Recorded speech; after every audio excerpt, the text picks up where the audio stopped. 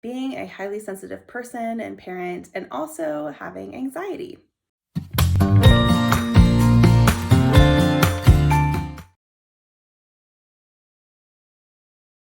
Hi there, welcome. I'm Amy Laginus. I'm the founder and creator of highlysensitiveparenthood.com, a resource center online for highly sensitive and empath parents. Today, I'm going to be talking on the topic of being a highly sensitive person and parent, and also having anxiety. So full disclosure, I am licensed as a psychotherapist in the state of California and do have professional experience providing therapy for people with anxiety and highly sensitive people. But for the purposes of this video, I'm not offering mental health advice, and this is not a substitute for seeking out your own mental health treatment.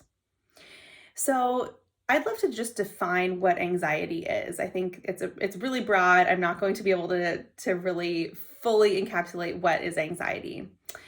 But anxiety can feel like jitteriness, shortness of breath, shaky hands, butterflies in your stomach, tightness in the chest. And those are just kind of the physical sensations. We also have racing thoughts and ruminating thoughts where we're thinking over and over about things. So I'm guessing many of you can already see where anxiety can overlap with being a highly sensitive person. Being an HSP has many gifts, but one of the challenges for many HSPs is that we're overstimulated easily. Our environments, even our thoughts, our physical sensations and sensory inputs can feel like too much. And when this is combined with anxiety, the physical sensations and the overstimulation and the overwhelm can really kind of feed into one another. So for parents, this can really kind of come to a head, and it shows up in different ways at different ages. But for babies, for parents of babies, they're crying a lot, maybe. They're kind of touching you a lot of the time, potentially.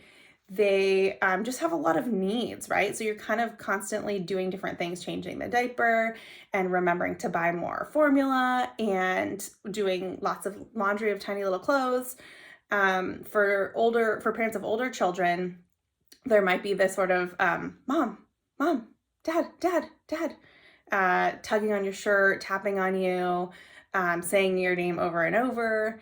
So these are normal parts of parenthood, and they're not bad, but they can be really overstimulating for many of us. So what do we do with that? I will be offering a few tips in next week's video and podcast about how to cope. But bottom line is just understanding that being a highly sensitive person, being overstimulated by your child does not make you a bad parent. I'll repeat it in a different way. Just because you are overstimulated by your child or find your child's touch or inputs overwhelming, physically or mentally, does not mean you love your child any less or are any less good of a parent. It just is information that you now have and can work with. If you find yourself, for example, for me, one of my real triggers is having my kids do this, mommy, tapping. And I recently told my 5-year-old, but you could probably do this with kids as young as maybe like 2. Just place a hand and you can say mommy once and leave the hand there until I respond to you. And I can't even tell you how huge of a difference it's made for me, feeling good in my body when he's trying to get my attention and responding in a peaceful manner rather than, what? So I really encourage you to find those little hacks, those little tweaks that you can do as a parent.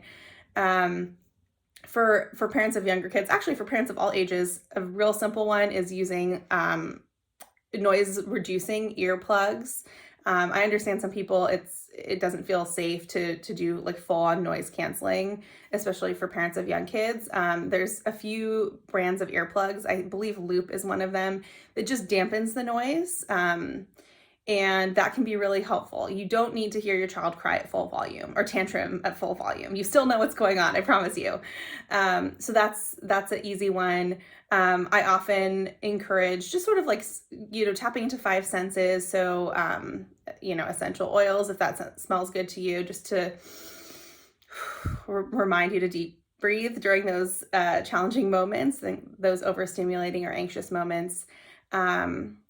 And there's plenty of other tips. I'm not offering them all here. We don't have the time. If you are curious about learning more on how to manage overstimulation, my Highly Sensitive Parenthood course has tons of information on how to recognize overstimulation and how to manage it in a really practical way. So I encourage you to head over to the website to look at that if you're interested.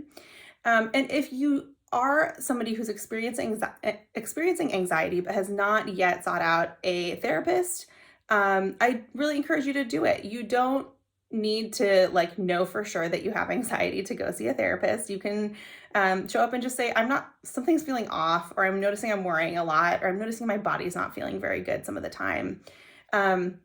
There is a list of highly sensitive knowledgeable HSP knowledgeable therapists on Elaine Aron's website, hsperson.com.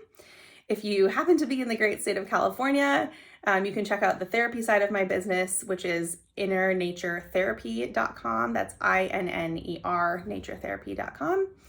And if you are already working with a therapist, but maybe haven't brought up being an HSP to them, now's the time. Hopefully they understand what that is. And if not, you can point them to my website to gain a bit more information. But the bottom line is, it's important for both you and your therapist to understand how much of your anxiety might be based in sensory overstimulation and just being easily overwhelmed as an HSP versus some other types of anxiety or some other sources of anxiety. So it can be really helpful to identify that and look for some practical solutions. Like I mentioned, the noise reducing earplugs, dimming lights or tech screens is another one that's been really helpful, or even dimming or lowering the volume. So for example, if you're noticing, hopefully not, but if you're noticing as you're listening to my voice here that you're like your shoulders are raising and it's feeling intense, try lowering the volume a little bit and see if that is supportive to you. So there's some nice little tips for you.